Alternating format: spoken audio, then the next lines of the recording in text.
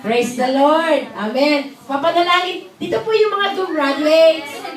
Dito po yung mga gumraduates. Ay, kasama yung mga ano namin pangalan. Palakpakan po natin ang Panginoon sa buhay nila. Papanalangin po tayo si Sister Angel.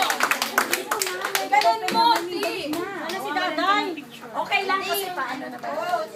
Uy, ayan, sa susunod. Nangyari po na tumayo tayo, dito natin yung ating mga kamay sa kanila. Mag-release po tayo ng pagpapala.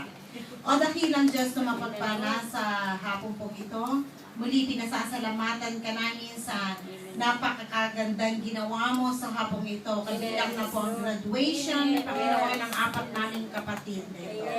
Lord, salamat sa kanilang mga buhay na naglaan ng panahon at nag-Google Audios ng time, Panginoon, sa loob ng church sa pag-aaral na yung salita, Panginoon. At tunay nga po, O Diyos, na ito na yung bunga ng kanilang pagpapagal sa gawain mo.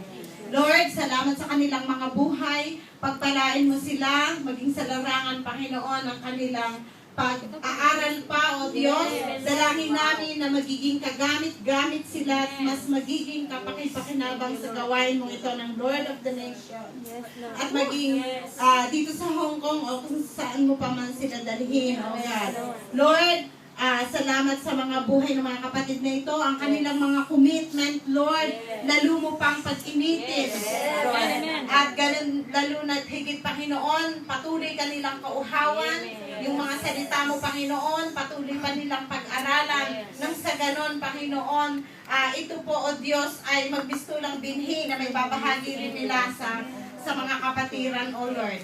Lord, salamat sa kanilang mga buhay, sila yung mga pagpapala sa ministry ito, at i-bless mo ang lahat ng area ng kanilang mga buhay, kalusugan ng pisikal, at ang kanilang mga hanap buhay, Panginoon, higit sa lahat, Panginoon, ang kanilang spiritual na kalusugan. Lord, salamat, at binabalik namin sa iyo mataas na papuri, pagsamba sa buhay ng Panginoon. Jesus. Amen. God bless. Brothers.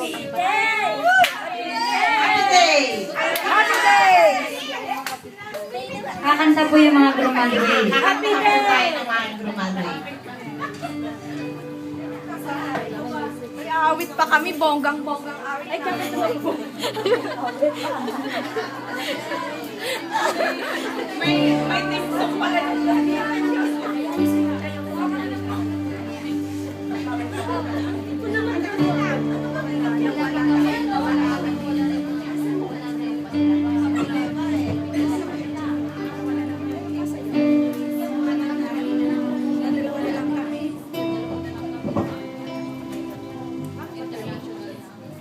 Yes. Kaya alay namin sa Panginoon, higit sa lahat sa mga